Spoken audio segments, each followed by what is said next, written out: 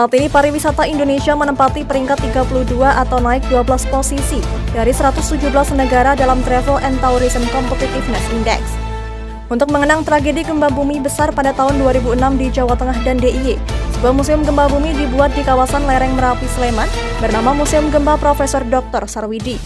Budidaya lebah lanjang sangat rekomendasi untuk memulai bisnis. Lebah tersebut memiliki harga jual yang tinggi dibanding madu lebah biasa. Selamat sore pemirsa, selama 30 menit ke depan kami akan menemani Anda bersama saya Amanda Soraya. Inilah kabar Indonesia.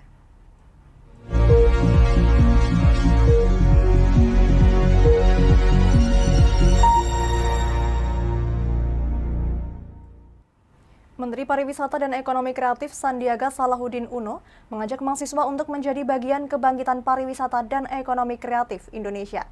Saat ini pariwisata Indonesia menempati peringkat 32 atau naik 12 posisi dari 117 negara dalam Travel and Tourism Competitiveness Index yang dikeluarkan oleh Economy Forum pada Mei 2022.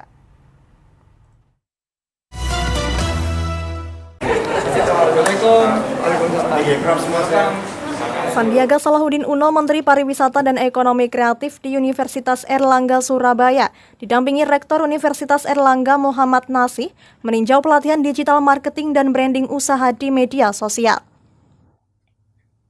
Menparekraf menyampaikan kepada para mahasiswa UNER harus memperkuat branding produk saat berwirausaha dan mengembangkan bisnis, serta mendorong mahasiswa agar menguasai dan memanfaatkan digital marketing.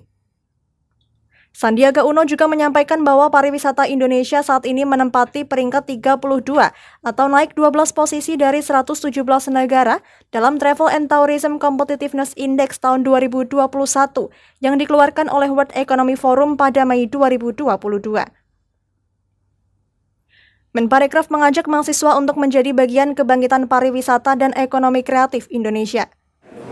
Sebagai skill yang sangat-sangat relevan di saat kita ingin meningkatkan kewirausahaan atau entrepreneurship sesuai dengan semangat Universitas Airlangga hebat, humble, excellent, brave, agility, and transcendent.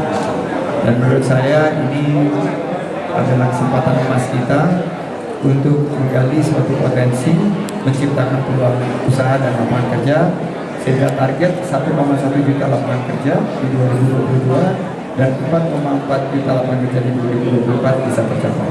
Saya ucapkan terima kasih. Dalam kesempatan tersebut, Sandiaga Uno mendapat kado sepatu produk lokal dari Malang karya mahasiswa di depan audiens. Sebaliknya, Menparekraf memberikan sepatunya kepada seorang mahasiswa yang beruntung. Dari Surabaya, Sultan Asauki, Lingkar TV, melaporkan.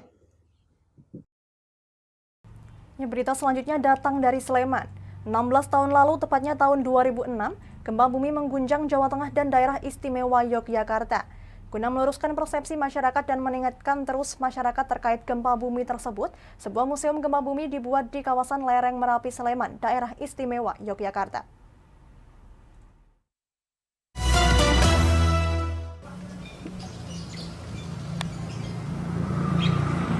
Inilah Museum Gempa Profesor Dr. Sarwidi yang berada di kawasan wisata lereng Merapi, Sleman, daerah istimewa Yogyakarta, tepatnya di Jalan Malang Yudo nomor 25 Kaliurang, Hargobinangun, Pakem, Sleman. Museum ini dibuat para relawan dan peneliti gempa bumi Jawa Tengah dan daerah istimewa Yogyakarta sejak tahun 2007 lalu sebagai bentuk pengingat masyarakat terkait bencana gempa bumi besar di Jawa Tengah dan daerah istimewa Yogyakarta pada tanggal 27 Mei 2006 lalu. Berkunjung ke museum ini, masyarakat disuguhkan berbagai dokumentasi terkait penanganan gempa, seperti model-model bangunan tahan gempa dan usaha-usaha lain yang terkait pengurangan resiko gempa. Di bagian luar, pengunjung bisa menyaksikan berbagai hasil penelitian terkait pengembangan bangunan tahan gempa, supaya bisa lebih murah, terjamin kualitasnya, dan lebih cepat.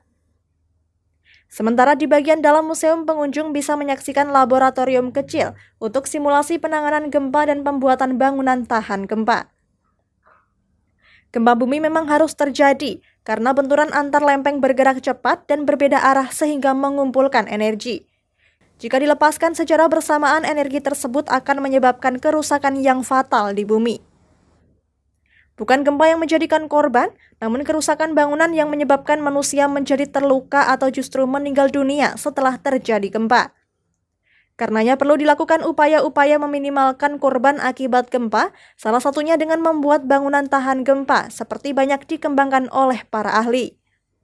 Di museum ini adalah sebuah dokumentasi peradaban manusia yang terkait dengan penanganan bencana gempa. Museum ini digagas oleh Mas Dani Sumardani yang waktu itu masih umur sekitar 25 tahun. Datang ke saya bagaimana untuk membuat bangunan yang bisa dinikmati, yang bisa dikembangkan antar generasi, khususnya adalah untuk pengembangan bangunan-bangunan tahan gempa dan usaha-usaha lain yang terkait dengan pengurangan risiko gempa.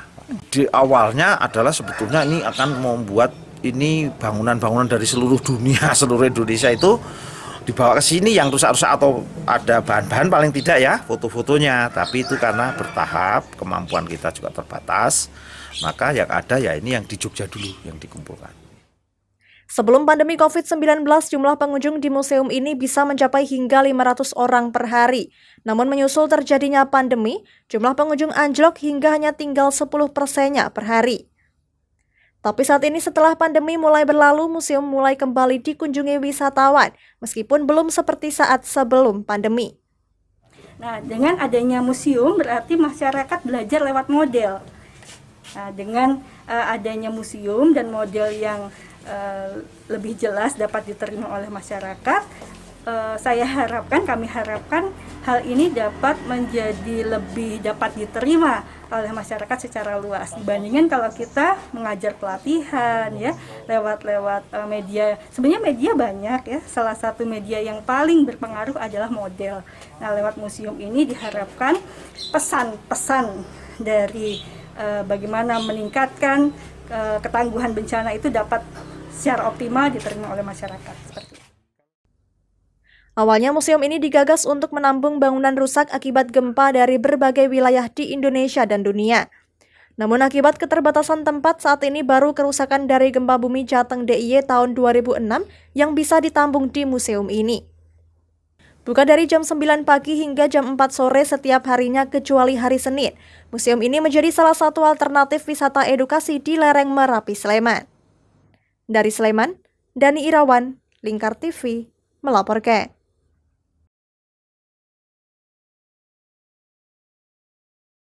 Harga jualnya yang tinggi dibanding madu lebah biasa menjadi alasan salah seorang warga di Dusun Keragilan, Kelurahan Bimo Martani, Kapanewon Ngemlak, Sleman DIY untuk membudidayakan lebah lanceng. Saat ini di pasaran pembudidaya mengaku kewalahan menerima pesanan.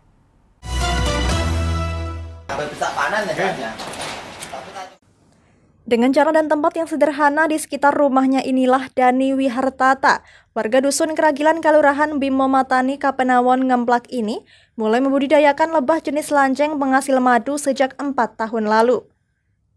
Saat ini sudah ada sekitar 170 kotak sarang yang berisi koloni lebah lanceng dan menghasilkan 3-4 liter madu murni setiap 3 bulan sekali dengan harga jual per botol kecil Rp100.000 ukuran 150 mili.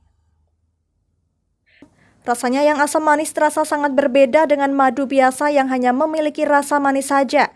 Menurut Dani, membudidayakan lebah lanceng tak jauh beda dengan lebah penghasil madu biasa.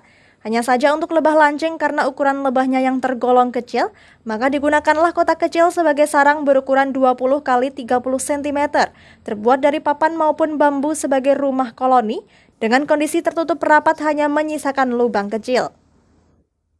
Sementara satu lubang dibuat untuk keluar masuk lebah lanceng dan diberikan propolis yang berfungsi menarik minat lebah.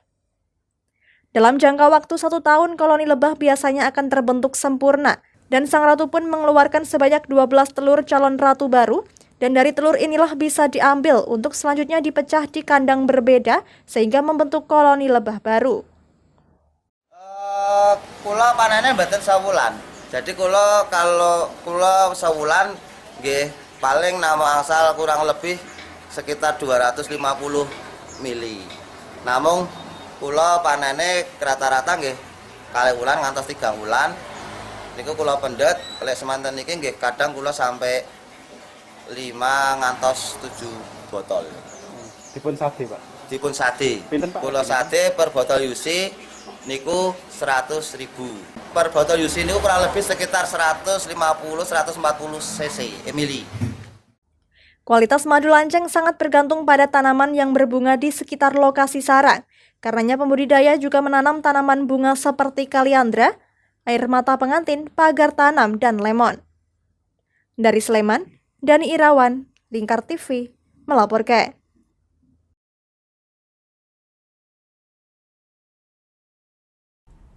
Demikian kabar Indonesia. Saya Amanda Soraya dan seluruh kru yang bertugas pamit dari hadapan Anda. Terima kasih dan sampai jumpa.